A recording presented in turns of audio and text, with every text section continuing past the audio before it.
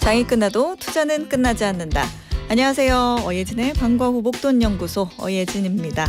12월 4일 목요일 우리 시장 모두 약보합으로 마감했습니다. 코스피는 0.19% 소폭 내린 4,028로 기록했는데요.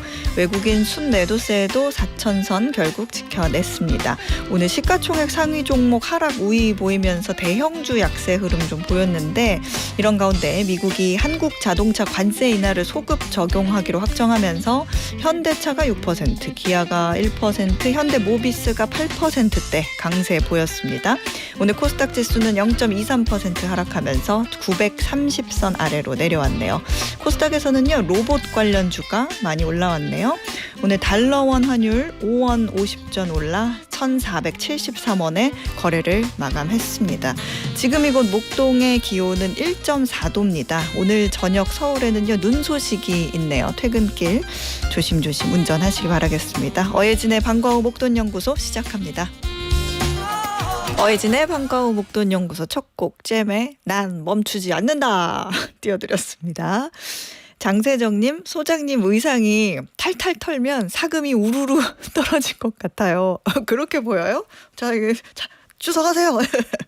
오늘 눈 온다는데 과연 올까요? 지금으로선 전혀 안 올 것 같아요 하셨는데, 지금 날씨는 안 올 것 같은 날씨인데 예보에는 또 그렇다고 하니까 요즘에는 날씨를 예상한다는 게 참 어려운 시대가 됐잖아요.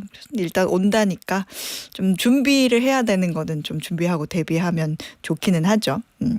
눈을 기다리신다는 분도 계시네요. 김진우님, 오랜만입니다. 요즘 일이 없어 오전만 근무해서 마음이 뒤숭숭했습니다. 오늘부터 정상 근무입니다. 정상 근무가 이렇게 행복하다니 덕분에 어방목 봅니다. 그렇죠. 이제 일을 안 하다가 일을 하게 됐을 때, 육아휴직을 하다가 출근을 했을 때 그렇게 일이 행복할 수가 없잖아요. 제가 그 마음 압니다. 덕분에 또 어방목까지 보실 수 있다고 하니까 저도 너무 좋네요. 월요일부터 금요일까지 오후 4시에 문 여는 SBS 라디오 어예진의 방과 후 목돈연구소고요. 무료로 SBS 라디오 들을 수 있는 어플 고릴라, 그리고 유튜브 채널 시교라로 함께 하실 수 있습니다. 여러분 소식도 가득 전해주세요. 단문 50원, 장문 100원의 유료 문자 샵 1035, 무료 어플은 고릴라로 보내주시면 됩니다. 소개도 해드리고 추첨해서 커피 쿠폰 보내드릴게요. 오늘 1교시는요, 키워드로 한 주간의 경제 소식을 훑어보는 시간, 주간 키워드, 그리고 2교시에는 창업 스토리부터 성공 노하우까지 꼬리에 꼬리를 무는 브랜드 이야기 꼬꼬부와 함께합니다. 자, 어예진이 직접 고른 꼭 알아야 할 뉴스 어뉴스, 오늘도 배달 왔습니다.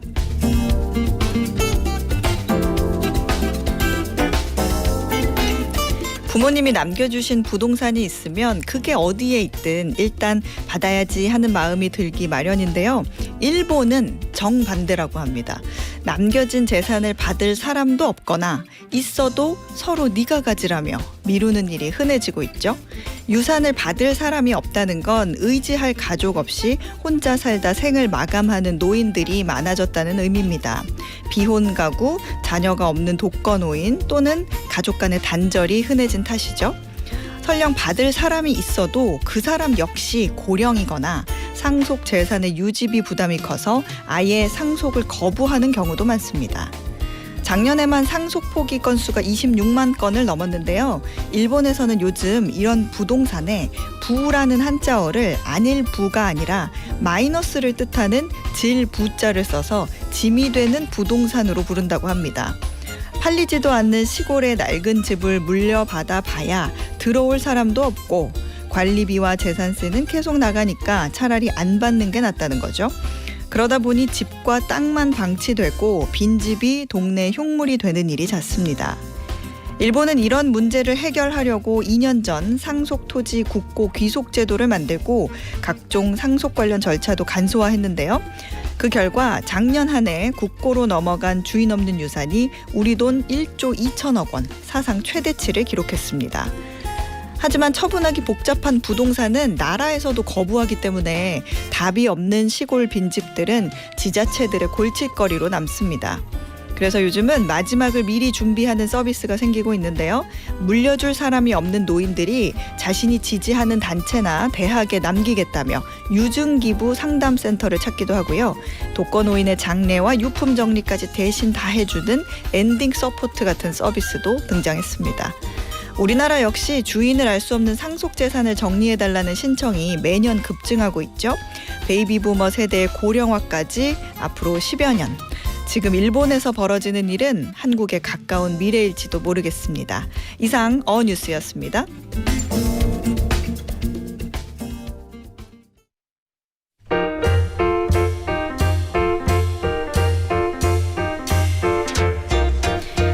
세간의 이목을 끌었던 키워드로 경제를 맛깔나게 말아드리는 주간 키워드. 오늘도 한국경제신문 임현우 기자와 함께합니다. 어서 오세요. 네, 안녕하세요. 네, 이번 주 첫 번째 키워드부터 한번 볼까요? 네, 첫 번째 키워드는 쿠팡입니다. 쿠팡. 이 쿠팡 요즘에 뉴스 정말 많이 나오죠. 이거 상황 좀 우리가 간단히 요약해 볼까요? 네, 지난 토요일에 29일에 쿠팡이 고객 계정 3,370만 개가 무단으로 유출됐다고 밝혔습니다. 당초 쿠팡은 지난달 중순에 18일에 4,500여 개의 고객 계정이 유출됐다라고 했었는데 피해 규모가 11일 만에 7,500배나 불어난 겁니다. 어떤 정보가 유출됐는지 보면 이름과 이메일 주소 그리고 배송지 주소록이 포함됐는데 여기에 전화번호 주소가 다 적혀 있죠. 네. 그리고 결제일이나 상품명, 수량을 포함한 최근 5건의 주문 정보도 포함이 됐습니다. 쿠팡에서는 결제 정보나 패스워드 같은 것들은 노출되지 않았다고 했습니다만 소비자들은 아직 불안해하고 계십니다. 그러게요. 이게 또 쿠팡이 이게 스스로 정보 유출 사실을 자기가 감지한 것도 아니고 정보가 새나간 게 거의 6월부터라고 하는데 이게 유출을 의심한 거는 결국에는 일반 사용자였다고 하잖아요. 네, 쿠팡의 한 이용자가 알 수 없는 사람으로부터 내 이름과 주소 또 쿠팡 구매 내역을 알고 있다는 이메일을 받았다면서 확인을 요청을 한 건데 이때서야 쿠팡에서 알았다고 합니다. 그러니까 인지 시점이 11월이니까 5달 동안 도둑이 들었던 것도 몰랐다는 겁니다. 3,370만 명이면 이거는 그냥 사실상 전 국민의 정보가 털린 셈이잖아요. 그렇죠. 이 상반기에 파장이 컸었던 SK텔레콤 유출 사건이 2,324만 명이었는데 가볍게 뛰어넘었고 쿠팡에서 3분기에 활성 고객이라고 밝힌 숫자가 2,470만 명이었습니다. 이것보다도 많기 때문에 그 이전에 쿠팡을 쓴 적이 있는 분들이라면 사실상 거의 털렸다는 얘기입니다. 지금 이용자들이 많이 불안해하시는 게 공동 현관 비밀번호인데요. 네. 쿠팡 쓰시는 분들 중에 이 배송기사분들 편하게 오시라고 비밀번호도 적어놓는 경우가 좀 많았거든요. 이 쿠팡에서는 결제 정보는 유출되지 않았다고 하지만 또 마냥 안심할 수가 없는 게 주소나 주문 내역을 확인하면 여기 아기가 있는 집이냐 어떤 집이냐 상상을 할 수가 있잖아요. 그리고 또 다른 경로로 유출됐던 개인정보들과 결합을 하면 정말로 범죄에 활용될 수 있다. 이런 점에서 좀 우려가 큰 상황입니다.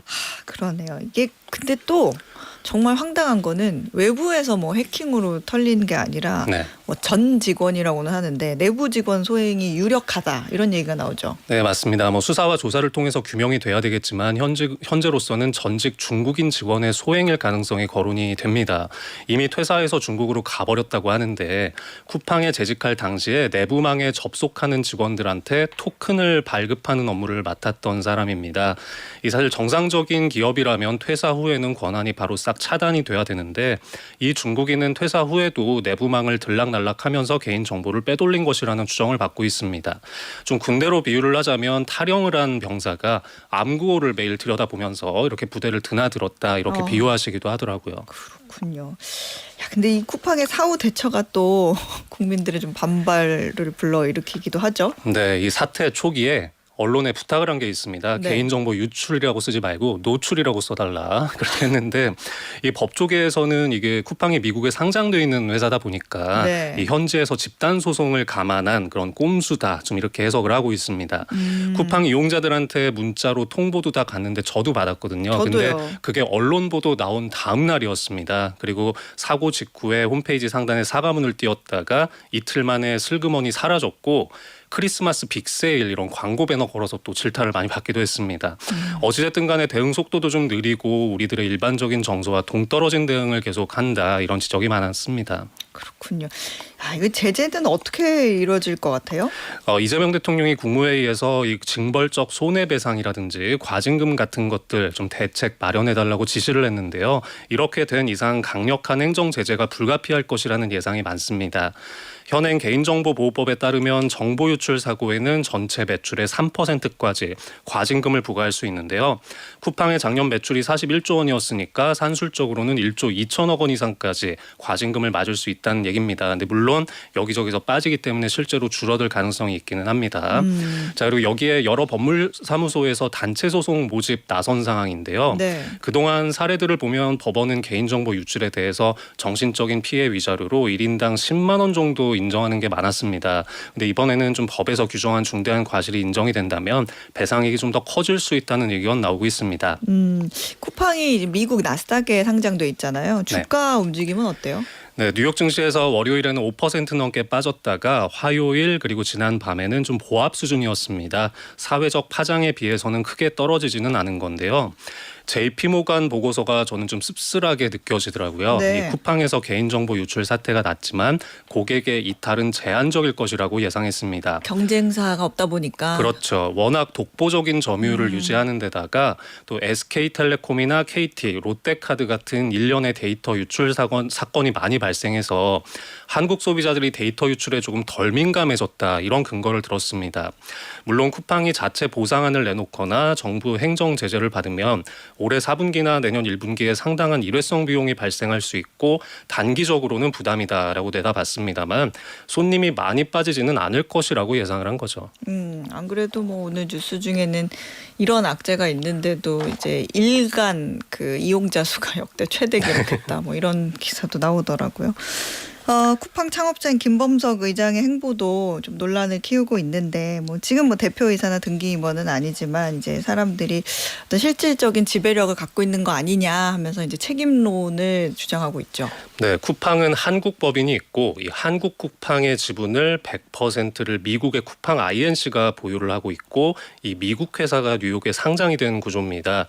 김범석 의장은 쿠팡 INC에서 차등 의결권이라는 걸 활용해서 일반 주식보다 29배 센 권리를 가진 주식들을 보유하고 있습니다. 그래서 의결권을 기준으로 하면 73.7%에 달하는데요. 이 사실상 강력한 실권을 가진 지배자인데 한국 법인에서는 등기이사직을 사임하고 법적 책임 선상에서는 빠져 있습니다. 지금 국회에서는 청문회를 열어서 김범석 의장까지 부르는 방안 지금 논의가 되고 있는 분위기입니다. 사실 뭔가 어떤 의결권으로 뭐 어떤 책임을 묻는다라고 하기에는 사실 뭐 KTNG도 일대 주주는 국민연금인데 담배 문제 생기면 국민연금 이사장이 와서 사과해야 되는 건 아니니까. 그러나 사과라기보다는 빨리 실무자들이 와서 잘못한 거 뭔지 제대로 빨리 설명하고 재발 방지 대책 뭔지 설명하고 그다음에 배상을 할 거면 이 문제도 깔끔하게 제대로 설명할 수 있는 실무자가 빨리 와서 해결을 해야 되는데 그게 가장 우선인 것 같은데 그럼에도 불구하고 김범석 의장의 등판에 계속 얘기가 나오는 거는 아무래도 쿠팡이 이제 한국인의 생활에 미치는 그 영향과 의존도가 너무 크기 때문에 이게 사실상 가장 최종 결정권자이자 뭐 사실상의 오너라고 생각하는 사람이 직접 나와서 뭔가 어떤 액션을 취해 주는 게 쿠팡이 앞으로 이제 우리나라에서 계속 사업을 진행하기 위해서는 좀 뭔가 사회적 신뢰 회복에 필요한 그런 게 아닌가, 그런 행동이 아닌가 그런 생각이 듣긴 한데 예전에 취재할 때도 이분은 정말 만나기가 어려웠던 사람이어가지고 저는 예전에는 좀 봤어요. 그래요? 스타트업일 때는 기자들 많이 만났습니다. 맞아요. 근데 어느 순간 정말 보기 힘든 분이 됐어요. 정말로. 네. 두 번째 키워드 볼까요? 네, 두 번째 키워드는 서학개미입니다. 서학개미. 자, 외환 당국이 이제 환율이 계속 오르니까 이 원인으로 서학개미를 요즘에 자주 거론을 해요. 그래서 투자자들 사이에서는 또 반발 여론도 생기고 있다고 하죠. 네, 발단이 된 게 최근에 한 두 가지가 있었는데요. 구윤철 경제부총리가 지난주에 기자간담회에서 서학개미들에게 세제상 페널티를 줄 가능성이 있느냐 이런 질문을 받았습니다. 검토하지 않고 있다라고 했지만 이 정책이라는 게 상황이 변하면 또 언제든지 열려 있다 이런 얘기를 했거든요. 사실은 굉장히 원론적인 답변인데 세금을 불릴 수 있다는 거 아니냐 이런 쪽으로 이제 해석이 되면서 투자자들이 술렁였고 기획재정부가 검토하지 않는다고 진화하는 일이 있었습니다. 또 하나는 이창용 한국은행 총재가 지금 환율이 1,500원을 넘어간다면 한미 금리 차나 외국인 때문이 아니라 내국인들의 해외 주식 투자가 많기 때문이라고 했습니다. 젊은 사람들이 해외 투자를 많이 하길래 왜 이렇게 많이 하는지 물었더니 쿨해서라고 대답하더라 이런 얘기를 했는데 좀 유행처럼 커지는 것 같아서 걱정이 된다 이런 얘기를 했습니다. 사실 이게 좀 뭐 있어 보이려고 해외 투자하는 거다 이런 식으로 이제 받아들여져서 불쾌했다는 분들이 좀 많더라고요.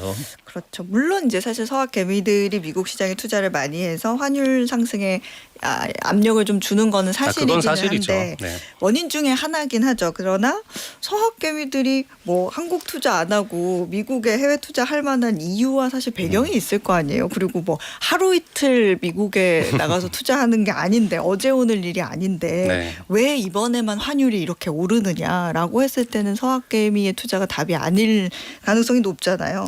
그래서 이게 마치 뭐라고 생각해야 되지? 집에 장 봐둔 것도 없고 뭐 아무것도 없어가지고 해먹을 게 없으니까 배달을 시켜 먹은 거죠. 네. 배달하거나 나가서 사 먹었는데 엄마가 너 집 놔두고 지금 네. 자꾸 그렇게 외식을 하고 사 먹으니까 우리 집 가계부가 빵꾸 나는 거 아니냐고 네. 이런 잔소리를 하는 것과 다르지 않을까. 적절한 비유인 것 같네요. 네. 근데 최근에 보면 이 당국자들이 좀 오해 살 발언들을 자꾸 좀 하는 것 같습니다. 이 금융위원회 부위원장이 비투도 레버리지의 일종이다 이런 발언에서 좀 사과하는 일도 있었는데 국내 주식할 때는 비투를 인정하고 해외는 안 된다는 거냐 또 이런 여론들도 좀 있더라고요. 개인 투자자들의 해외 주식 순매수가 올해 들어서 11월까지 305억 달러 우리 돈으로 45조 원을 기록했는데요. 벌써 작년 전체의 3배에 육박하는 많은 규모입니다. 그렇군요. 금융감독원이 증권사의 해외 투자 상품 마케팅 행태를 특별 점검하겠다 이런 얘기도 나오네요. 네, 금융감독원이 증권회사들을 대상으로 해외 투자와 관련한 투자자 설명, 보호의 적절성 등등에 대한 실태 점검을 내년 1월까지 2달간 진행한다고 했습니다. 증권사들이 과도한 마케팅으로 해외 투자를 부추기는 건 아닌지 살펴보겠다는 취지입니다. 물론 금감원에서는 해외 투자 자체를 막겠다는 게 아니라 증권사 내부의 고위험 상품 판매 관행을 들여다보겠다 이렇게 설명을 하고 있습니다만 금감원이 이렇게 하면 사실 증권사들은 굉장히 긴장하거든요. 그렇죠. 좀 미국 주식 투자자들한테 수수료 내려주고 여러 가지 프로모션들을 활발하게 해왔는데 좀 이런 것들도 위축되진 않을까 하는 우려도 있습니다. 네. 자, 이번 주 마지막 키워드도 볼까요? 네, 세 번째 키워드는 일본 금리 준비했습니다. 일본 금리. 야, 오늘 굵직굵직한 거 많이 나오네요. 오에다 가즈오 일본은행 총재가 이달에 기준금리 인상 가능성을 시사를 했죠? 네, 미국 중앙은행은 다음 주에 기준금리를 결정합니다. 9일과 10일에 회의가 잡혀 있는데 인하 가능성이 높게 점쳐지고 있고요. 네. 일본의 중앙은행은 다다음 주에 18일과 19일에 회의가 있습니다. 그런데 일본은 반대로 인상 가능성이 급부상한 상황입니다. 우에다 가즈오 총재가 월요일에 금리 인상 여부에 대해서 적절히 판단하고자 한다라면서 너무 늦지도 너무 빠르지도 않게 완화의 정도를 적절하게 조율할 것이라고 했습니다. 적절한 금리 인상이 경제 성장으로 이어질 것이라고 했고 완화적인 상태가 과도하게 길어지면 미국이나 유럽처럼 높은 인플레이션이 나타난다고 말하기도 했습니다. 전반적으로 인상 쪽에 강하게 무게를 싣는 그런 발언이었습니다. 뭐 일본이 뭐 9개월 정도 굉장히 오래 동결을 해오긴 했죠. 네, 올해 1월에 기준금리를 연 0.25%에서 0.5%로 한번 올린 이후에 6차례 연속으로 동결을 했습니다. 이번에 한 번 더 올리면 0.75%가 될 것 같습니다. 금융시장에 영향 많이 받았을 것 같은데 엔캐리 트레이드 청산 이 얘기도 나오고. 네, 이 엔달러 환율이 지난달에 다카이치 내각 출범하고서 대규모 돈 풀기 정책 나온 이후에 네. 한때 달러당 157엔을 넘어섰습니다. 하지만 기준금리 인상 가능성이 반영되면서 엔화 가치가 올라가서 현재는 155엔대 하고 있습니다. 일본의 10년 만기 국채 금리는 1.9%대까지 올라왔는데 글로벌 금융위기 이후에 최고 수준을 계속 경신하는 중입니다. 일본의 금리 인상은 세계 금융시장의 파급 효과가 크기 때문에 사실 뭐 남의 나라 얘기 이렇게 가볍게만 넘길 수가 없는데요. 시장에서 가장 촉각을 곤두세우는 게 말씀하신 엔캐리 트레이드의 청산 가능성입니다. 작년 8월에 블랙 먼데이라고 해서 전 세계 증시가 굉장히 떨어졌던 게 사실은 일본의 이런 금리 인상에서 촉발됐다라는 말이 많았잖아요. 네. 좀 그런 경험 때문에 재발 우려가 나오고 있고, 근데 또 한쪽에서는 이번에는 상당한 금리 인상 예상을 다 해왔기 때문에 또 그때처럼 혼란스럽지는 않을 것이다. 이렇게 의견이 좀 엇갈리고는 있습니다. 그렇군요. 지금 다카이치 사나이 총리가 아베노믹스를 계승한 사람이다 이렇게 알려져 있는데 네. 이 기조와는 조금 충돌하는 게 아닌가. 그렇죠. 이제 정부에서는 악셀을 쫙 밟는데 중앙은행에서는 발을 떼려고 하는 뭐 이런 현상에 비유할 수 있겠는데요. 네. 다카이치 총리의 정책 기조를 보면은 기준금리 인상에는 부정적인 게 맞습니다. 근데 지난달에 이제 우에다 총재하고 처음 회동을 했는데 여기서 일본은행의 금융 정상화 정책에 대해서 이해를 했다. 뭐 이런 보도들도 나오고 있고요. 이후에 일본 정치권에서도 금리 인상을 굳이 반대하지 않고 기준금리 인상을 좀 용인할 수 있는 듯한 이런 기류가 형성이 되고 있습니다. 지금 엔저 때문에 일본에서도 수입 물가 자극되는 문제에 대해서 고민이 좀 많은데 이게 장기화된다면 내각의 지지율에도 악영향을 줄 수 있지 않을까, 좀 이런 판단이 반영된 것으로 해석되고 있습니다. 그렇군요. 네, 지금까지 한국경제신문 임현우 기자였습니다. 고맙습니다. 네, 감사합니다. 네, 저희는 버벌진트의 좋아 보여 듣고 2교시로 돌아올게요. 매주 월요일부터 금요일 오후 4시부터 5시까지 경제에 관한 모든 것을 충전하는 시간입니다. SBS 라디오 어예진의 방과후 목돈연구소와 함께하고 계십니다. 정원범님께서 연천에서 젖소농장 하고 있는데 자꾸 환율이 올라서 수입에 의존하는 사료, 건초값이 계속 오르니 날씨만큼이나 춥네요. 아, 그러네요. 진짜 현장에서 환율 상승을 몸으로 느끼고 계시는 분이시네요. 아, 정원범님, 환율이 빨리 안정되길 기원해 봅니다. 라고 보내주셨습니다. 그러게요. 환율이 빨리 안정됐으면 좋겠습니다. 김향희님, 오늘 생일인데 아무도 몰라주고 슬프네요. 그래도 방과후 목돈연구소에 제 생일이라고 당당하게 말해보고 싶습니다. 뭐 퇴근하고 혼술이나 하지요 뭐. 혼술 짱이에요. 이렇게 해주셨는데 아유, 이제 저도 알고요. 청취자분들도 다 알고 계십니다. 김향희님, 오늘 생일 너무너무 축하드립니다. 제가 커피 쿠폰 보내드릴게요. 오늘 생일 정말 스페셜한 생일이 될 거예요. 이렇게 라디오에 소개도 되고 많은 분들한테 축하도 받고 얼마나 행복한 사람입니까? 즐거운 행복한 하루 되세요. 1056님, 내일 저희 농장의 마지막 타자 무농약 양배추 출하 시작한다고 양배추 진짜 튼실한 거 사진 보내주셨어요. 겨울 동안 양배추도 우리 주식도 훈훈하게 기대합니다. 친환경 농산물 많이 찾아주세요 하셨네요. 네, 양배추 출하 잘 돼서 돈 많이 버시길, 목돈 많이 모으시길 저도 응원하겠습니다.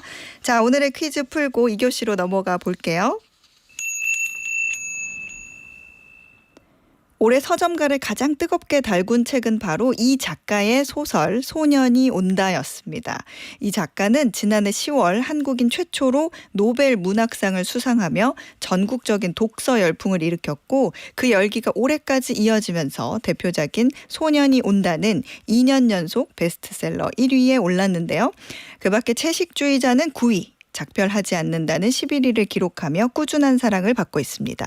퀴즈입니다. 한국인 최초 노벨 문학상 수상자이자 소년이 온다로 2년 연속 베스트셀러 1위를 기록한 이 작가는 누구일까요?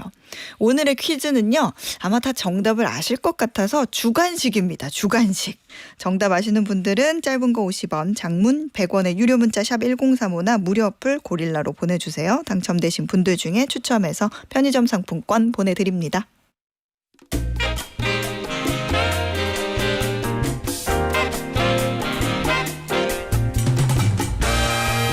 브랜드에 관한 모든 이야기 전하는 꼬리에 꼬리를 무는 브랜드 꼬꼬부 매일경제 추동훈 기자가 소개해드립니다. 어서 오세요. 안녕하세요. 춥습니다.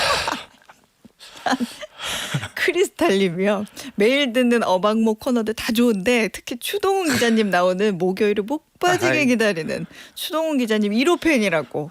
감사합니다. 크리스탈님. 그리고 백현민 님도 와, 추동훈 기자님 오랜만에 보라로 보고 있어요. 너무 반가워요. 오늘은 뭘 그렇게 많이 준비하셨네요. 응원 한 푼 보탭니다. 이렇게 해주셨어요. 박희정 님은 이미 눈치채셨어요. 오늘은 뭐 브랜드 옷 직접 입고 오셨나 보다 이렇게 해주셨는데 네네. 보는 제가 더워요. 덥습니다. 오늘 소개할 브랜드 공개해 주시죠. 자, 어제부터 오늘 굉장히 춥지 않았습니까? 저도 추워요. 추위 정말 많이 타는데 네. 추울 때 뭐 입으세요? 보통 이제 파카 같은 거 많이 입지 않습니까? 네. 파카를 입으면은 사람들이 봤을 때 야, 저거 진짜 따뜻하겠다라는 생각하는 기준이 있을 거예요. 예를 들면은 브랜드를 봐도 야, 비싼 거 입으면 좀 따뜻하겠다라는 사람도 있을 거고요. 안에 뭐가 들었니? 뭐 구스니, 뭐 덕다운이니 이런 걸로도 평가를 할 거고요. 네. 필파워라고 하죠. 네네. 안에 얼마나 지금 보충제를 많이 넣었냐라고도 평가를 합니다. 네. 그런데 이런 거 저런 거 생각하지 않고요. 요 브랜드 하나. 요 로고 하나 있으면은 그걸로 끝이 난다라는 브랜드가 있습니다. 앞서 말씀해주신 대로 혹시 오늘 그 옷을 입고 나왔니? 이런 말씀을 하셨는데 네. 정확하게는요 그건 아니에요. 제가 열심히 찾았는데 이게 없더라고요. 왜냐하면 그래요? 이게 되게 비싼 브랜드예요. 아. 그리고 오늘 소개시켜드릴 거는 패션 브랜드가 아니라 네. 바로 기술 브랜드입니다. 기술 브랜드라. 자, 여기까지 말해서 예측을 하시면 굉장히 스마트하실 것 같은데 네. 오늘 소개시켜 드릴 브랜드는요 바로 이 고어텍스라고 하는 기술 이름이에요. 고어텍스 들어보셨나요? 네, 고어텍스 들어봤는데 이게 뭔가 어떤 소재 이름이 아니라 브랜드 이름이었어요. 뭐 소재 이름이기도 하면서도 이게 브랜드 이름이기도 한 것인데 옷에는 제가 없고 네. 겨우겨우 하나 발견한 게 네. 오늘 지금 스튜디오 냄새가 조금 나는데요. 네, 빨리 보여주세요. 바로 제 등산화가 네, 신발을 가져오셨어요. 등산화가 이 고어텍스라는 글자가 적혀 있더라고요. 보이세요? 예, 보이네요. 있습니다. 고어텍스라고 네, 써있네요. 고어텍스라고 적혀 있는데 일반 패션 브랜드에도요 항상 요 글자가 적혀 있으면 정말로 기능성이 뛰어난 방수가 잘 되고 따뜻함을 지켜주는 브랜드라고 보시면 될 것 같고요. 오늘은 소개시켜드릴 브랜드 바로 이 기술 브랜드 고어텍스가 어떻게 탄생했는가에 대한 이야기를 해볼 거고요. 네. 저는 고어텍스가 뭐 코어 하드코어의 추운 날씨를 이겨야 된다 뭐 이런 건가 했는데 고어가 설마. 놀랍게도 설마. 사람 이름입니다. 정말 외국인들 대단하죠. 네. 뭐를 개발해도 자기 이름을 자기 붙이는데 이름 꼭 넣어. 고어 씨가 개발한 고어텍스에 대한 이야기 한번 해보겠습니다. 그렇군요. 그러면 우리 고어 씨에 대해서 먼저 알아봐야 될 텐데 이 고어 씨 풀 네임은 뭐예요? 자, 윌리엄 리 빌 고어입니다. 성이 고어고요. 네. 1912년도 100년 전에 태어난 분이죠. 미국에서 태어났고요. 대부분의 어린 시절 유타주에서 보냈다라고 합니다. 유타주가 더 높은 지역이지 않습니까? 여기에서 등산을 많이 했던 아웃도어 매니아였어요. 여기서 약간 느낌 딱 오죠. 네. 이쪽에 좀 관심이 있어 보이고 자연을 벗삼다 보니까 자연을 이해하는 과학 바로 공학에 끌립니다. 그래서 1933년에 유타 대학교에서 화학공학 학사를 취득했고요. 그 다음에 취업을 가는 것으로 시작이 됩니다. 그렇군요. 그러면 창업의 길은 어떻게 하다가 들어섰어요? 맞습니다. 시작은 창업이 아니고요. 취업이었습니다. 그가 여러 회사를 거쳐서 정착한 회사가 듀폰이라는 회사예요. 듀폰 혹시 들어보셨나요? 네, 들어봤어요. 이게 두 개 회사가 있어요. 듀퐁이라고 하는 네. 라이터 회사 이름도 듀퐁이 맞고요. 옷도 있잖아요. 미국 회사의 화학 회사 중에 화학 회사. 듀폰이라는 회사가 있어요. 이게 다 프랑스 말에서 나온 거라서 창업자 이름이 다 듀퐁이고 다른 사람 두 명인데 오늘 소개시켜드릴 회사는 당연히 화학 회사 이 듀폰이라는 회사고요. 이 기업에서 일을 했습니다. 여기에서 화학자로서 일을 했었는데 여기에서 이런저런 연구를 10년 넘게 했었는데 그때 한 가지 새로운 물질을 접합니다. 그게 나중에 이 테프론으로 유명해진 테팔 아시죠? 테팔. 네. 테팔이 테플론이라는 이 플라스틱 물질을 이용해서 프라이팬을 코팅해서 그걸 유명해진 브랜드거든요. 이 테플론이 화학명이 PTFE라는 플라스틱인데 PTFE. 이거를 발견한 거예요. 이 플라스틱은 미끌미끌하게 특성입니다. 그러니까 네. 플라스틱에 쓰는 거잖아요. 네. 그리고 굉장히 안정적이고 타지도 않는 특이한 플라스틱인데 요게 관심이 가졌다. 요게 관심을 가지면서 야 이걸로 뭐 내 사업 하나 해볼 수 있을 것 같다라는 생각을 했습니다. 그러면서 처음에는 듀폰 안에서 하려 했는데 듀폰에서 야야야 그런 쓸데없는 거 하지 말고 네 일이나 해라고 해서 창업을 결심한 겁니다. 근데 사실 누구나 그렇지만 이 창업 초반에는 상황이 그렇게 녹록지 않잖아요. 처음부터 잘 된 사람이 우리 여태까지 꼬꼬부 들으면서 누가 있었어요. 그러니까요. 네. 자, 듀폰 한 17년 다녔는데요. 그러니까 그의 나이 이제 45입니다. 그런데 그에게 달린 식솔이 아들 5이 있었습니다. 아이가 5이나 있었고요. 45세라는 늦은 나이에 창업에 도전하다 보니까 부담은 컸습니다. 하지만 와이프의 손을 잡고 나 한번 해볼게. 기술 집착형 창업이라고 하죠. 기술에 집착 완전히 꽂히면서 창업을 했었습니다. 그렇군요. 근데 이게 초창기의 회사 걸 보니까 고어텍스가 아니라 뭐 이렇게 케이블 그런 걸 만드는 회사였다고요? 자, 금방 말씀드렸던 그 테프론 소재의 플라스틱을 가지고 창업을 할 건데 네. 이게 창업이 간 게 식료품 쪽으로는 이 후라이팬으로 간 거예요. 테프론 소재를 그렇게 썼던 거고 그가 처음에 관심을 가졌던 거는 이 케이블입니다. 어쨌든 여러 케이블이 쓰이는데 여기에다가 테프론을 감으면 전선이 좀 안정화될 것이다라고 생각을 해서 그런 회사를 창업한 게 첫 회사였고요. 네. 그 회사에다가 이런저런 소재를 넣어봤고 테프론을 감기 시작했었습니다. 그랬었는데 이게 일단은 잘 되진 않았어요. 열심히 했습니다. 연구도 해보면서 전선 피복으로 만들면서 이 전자 케이블로 만들어야지라고 하면서 이 회사를 만들었었고요. 당시 만들었던 회사 이름은 WL Gore Association입니다. 지금도 회사 이름은 그대로고요. 네. 거기서 발명한 제품명, 기술명이 바로 고어텍스가 되는 거죠. 그렇군요. 근데 우리 꼬꼬부를 항상 듣다 보면요. 사업이라는 거는 혼자서 계속 자기 혼자 확 잘한다고 되는 게 아니더라고요. 항상 그 사업의 히스토리를 보면 중요한 인물들이 좀 등장을 하는데 고어텍스는 없어요? 네, 창업자가 그대로 끝났으면 아마 이 회사는 이 플라스틱이 아니라 완전히 이 전선 회사로 끝이 났을 겁니다. 네. 그런데 한 명의 위대한 조력자가 등장하는데요.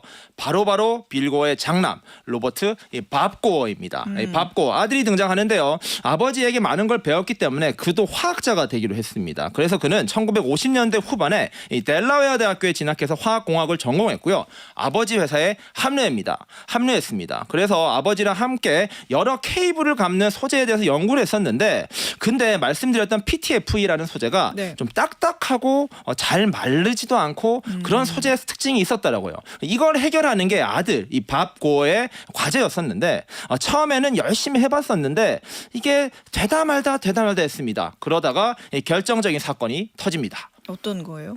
바로 이 고어텍스의 탄생 배경이 있는데요. 네. 연구를 하는데 이 밥고가 성격이 급했나 봐요. 안 되는 거예요. 열이 받은 겁니다. 에이 젠장 이러면서 네. 이걸 확 찢어버린 거예요. 찢어버렸는데 이게 깨지지 않고요. 네. 늘어나 버린 겁니다. 어. 이 플라스틱이 투명 플라스틱인데요. 훅 늘어났는데 네. 늘어나다 보니까 뭐야 뭔가 새로운 발견 유레카가 된 거였습니다. 이게 늘어져지는 걸 확인하면서 다시 또 좁혀봤다 또 늘려보니까 늘어나는 거예요. 오. 그랬더니 이 소재의 특성이 바뀌었는데요. 이렇게 늘리면서 이 소재 사이에 공기층이 생긴 겁니다. 발포기라고 하는데요. 발포 기능이 생기면서 네. 자 이게 어떤 특성이 생기냐면 이게 물은 안 지나가는 거예요. 왜냐하면 소재가 늘어났는데 물이 지나가기에는 좀 공간이 작은데요. 그 습기, 네. 기온, 뭐 약간 수증기 수증기 뭐 이런 거 있잖아요. 그런 거는 빠져나갈 절묘한 사이즈로 늘어난 거예요. 아, 그 뜻은 비나 물은 방수 기능이 되는데 똑똑하셔. 입었을 때 땀이 열기들, 배출될 수 있겠구나. 땀이나 이런 수증기는 열기가. 배출되는 소재가 발견이 된 겁니다. 세상에. 이게 바로 이 고어텍스의 발명이고요. 사실은 그보다 한 5년 전에 뉴질랜드의 화학자 존 크로퍼가 같은 걸 개발했어요. 네. 근데 존 크로퍼는 이거는 나만 알아야지 하고 특허를 안 냈습니다. 어머. 그래서 먼저 발견했는데 특허를 못 냈고요. 고어의 부자는 이거를 특허를 내면서 최초의 개발자로 등록이 됩니다. 여러분 세상이 이렇습니다. 나만 알면 안 돼요. 야, 이게 기술을 가장 먼저 그러면은 특허를 내고 나서 어떤 분야에서 인정을 받게 돼요? 그렇습니다. 먼저 기술은 개발됐어요. 이거를 어떻게 활용하면 될까에 대한 고민을 했었는데 이것을 바로 이 등산을 하는 사람들에게 적용하자였습니다. 말씀드린 대로 이 고어, 아버지 고어는 산을 좋아했고요. 여행을 좋아했죠. 그렇다 보니까 히말라야 원정과 이 군용 장비로서 이 고어텍스의 기술, 이 소재가 완벽했던 거예요. 옷에다가 이 소재, 금방 개발한 소재 이렇게 바르면은 네. 방수는 잘 되고요. 네. 땀은 배출되는 완벽한 기능성 소재가 된 것입니다. 그래서 1973년에 특허 출원을 했었거든요. 그리고 76년도부터 본격적으로 이 제품이 상용화됩니다. 그래서 옷에 먼저 쓰였고요. 그 다음엔 텐트, 우비, 그다음에 파카 같은 곳에 쓰였었고요. 이게 계속 활용도가 늘어나면서 군대뿐만 아니라 이 소방대에서도 쓰였습니다. 소방 작업에서도 이게 활용도가 너무 좋았습니다. 그래서 이 고어텍스는 점차 생존을 책임지는 직물이다, 소재다라고 각광받으면서 세상의 인기를 모두 가져갔습니다. 텐트 뭐 이런 데 쓰이는 그 미끌미끌하면서 그런 소재들이 다 그런 고어텍스군요. 근데 고어텍스 기술이 유명해진 게 알고 보니 또 그들만의 고집이 있었기 때문이다 이런 얘기도 있던데 그건 무슨 얘기예요? 그러니까 이 비싼 옷을 사보면요, 이 회사 그 옷의 로고나 이 태그가 달려 있는데 한 개 더 달려 있는 게 바로 고어텍스 태그가 달려 있어요 보통. 네. 그러니까 이 회사 옷이 고어텍스 옷이 아닌데 왜 고어텍스에 대한 또 태그가 달려 있지? 그만큼 이 고어텍스는 기술 기업임에도 불구하고요, 이것이 드러나야 된다라는 확신이 있었습니다. 그렇기 때문에 이 고어텍스 로고를 이렇게 쓰고 싶다면 반드시 이 고어가 승인한 원단을 사용해야 되고요. 두 번째로는 우리들이 만든 공정 기준대로만 만들어야 된다라는 게 있습니다. 그리고 완제품은 이 고어의 레인룸 테스트라는 게 있습니다. 포구 실험이라고 하는데요. 네. 여기에서 테스트를 통과하지 않으면은요, 이 옷을 또는 제품을 만들 수가 없게 된 거예요. 그러니까 이 고어텍스라는 태그 또는 로고가 달린 옷이나 제품군들은 이 고어가 인정한 정말로 뛰어난 성능을 가지고 있다라는 것이고요. 기준이 미달하면요, 나이키든 뭐 노스페이스든 아크테릭스든 비싼 브랜드라고 해도요, 절대 붙일 수 없었습니다. 이게 뭐 제품을 만드는 입장에서는 좀 번거롭고 힘들죠. 그런데 소비자 입장에서는 이 고어텍스라는 글자만 적혀 있다면, 야, 이 제품은 진짜로 뛰어난 방수 소재를 가지고 있다, 뛰어난 원단을 가지고 있다라는 증명이 됐습니다. 그렇군요. 야, 고어텍스가 좀 고집 있는 회사인 것 같은데 이 회사의 기업 문화가 또 독특하다 그래요? 네, 여기에는요, 이 직급이 없는 레티스 조직이라는 조직 문화가 있습니다. 이 레티스라는 게 뭐냐면요, 네. 뭐 격자 무늬, 이 규칙적인 배열 구조라는 뜻이라고 말을 하는데요. 뭐 이런 고어텍스의 격자 무늬 패턴이라고도 볼 수 있겠지만, 네. 이게 모두 규칙적으로 배열돼 있다, 수평되게 조직 문화가 되어 있다는 뜻입니다. 그래서 이게 듀폰 시절에 본인이 경험했던 것을 바탕으로 만든 거라고 하는데, 직급이 있는 게 아니라요, 가장 잘 아는 사람이 대장이 된다는 거예요. 이 제일 잘 아는 사람을 중심으로 같이 문제를 찾아가고요, 이것을 해결하는 것, 이게 바로 이 조직 문화의 특성이고요. 이러한 것들이 고어텍스의 기술을 더욱더 발전하는데 큰 기여를 했다라는 분석도 나오고 있습니다. 고어텍스도 마찬가지로 이렇게 사업을 쭉 해가면서 위기가 있지 않았을까요? 위기가 닥칩니다. 앞서 말씀드린 대로 특허를 먼저 내는 덕분에 어찌 보면 이 독점을 가져갈 수 있었다라고 말씀을 드렸었는데, 네. 이 물질 특허와 방법 특허 같은 경우에는 이 고어텍스의 특허가 1973년부터 기한이 20년이었습니다. 특허 기간 만료가 있구나. 만료가 있었습니다. 그게 이미 오래됐죠. 1993년 6월 14일부로 고어텍스의 기술이 만료됐습니다. 그래서 지금은 유사한 기술을 이용한 다양한 브랜드들이 있는데요. 네. 제가 앞서 말씀드린 대로 옷을 찾았는데 고어텍스 옷이 없었어요. 그래서 이 옷을 입고 왔는데 이 옷도 고어텍스는 아닌데 여기 보면은 뭐 터보 다운이라고 해서 뭐 이런 메시지랑 여기 보면은 확실하게 그런 뛰어난 성능을 자신하는 기술 이름이 적혀 있습니다. 즉 지금은 이 기술 경쟁이 굉장히 치열한 시대를 이제 고어텍스가 맞이했다라고 보시면 될 것 같은데, 네. 말씀드린 대로 고어텍스는 프리미엄 브랜드 이미지를 잘 지켜나가면서 전 세계가 이 고어텍스 하면 다 알지만 사실 이런 기술 다른 거 기억나는 거 있으세요? 글쎄요. 잘 막상 생각 안 나는 없을 것 같아요. 거예요. 고어텍스는 확 들어오긴 하는데. 그렇습니다. 그렇기 때문에 방수가 잘 되는 기능성 재킷 하면은 이 고어텍스라는 공식을 떠오르게 했었고요.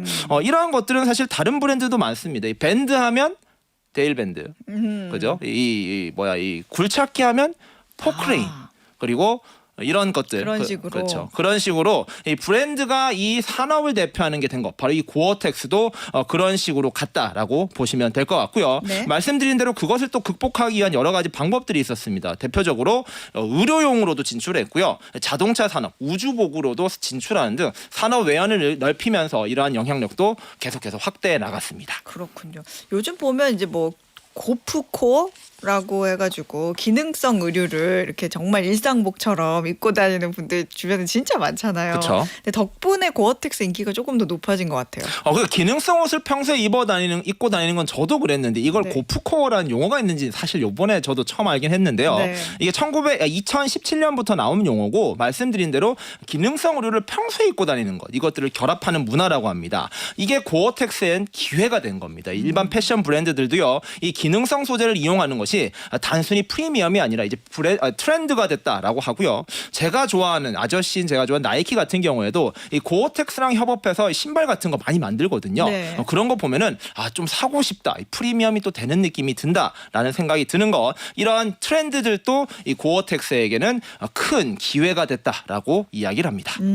고어텍스가 좀 그래도 앞으로의 과제가 있다면 또 뭐가 있을까요? 네, 아무래도 이 환경 규제와 관련된 이슈입니다. 모든 환경. 산업이 다 연결돼 있을 수밖에 없겠죠. 이 화학 화학 제품이 들어가다 보니까 이게 불속의 물질인데 이게 환경에 좋지 않지 않냐라는 네. 지적은 끊임없이 있어 왔고요. 고어텍스도 잘 알고 있습니다. 그래서 이 부분에 대한 물질을 없애는 것, 줄이는 방법에 대해서는 고민을 하고 있다라고 이야기를 하고 있고요.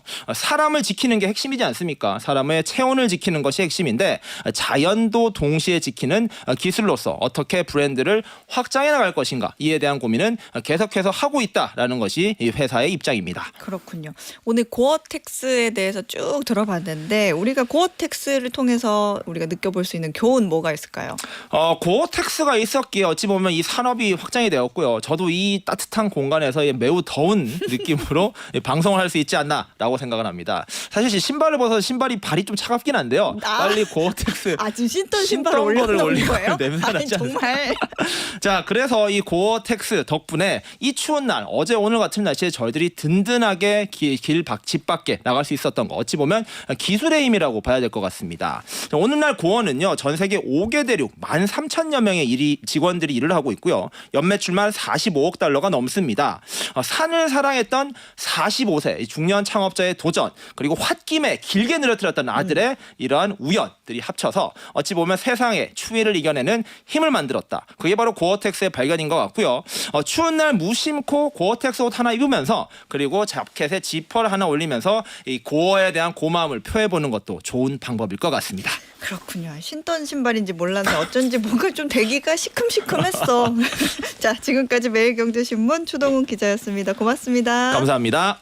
퀴즈 정답 확인해 보겠습니다. 오늘의 퀴즈에서는 지난해 노벨 문학상 수상 이후 소년이 온다로 2년 연속 베스트셀러 1위를 기록한 작가는 누구인지 여쭤봤는데요. 정답은 한강 작가였습니다.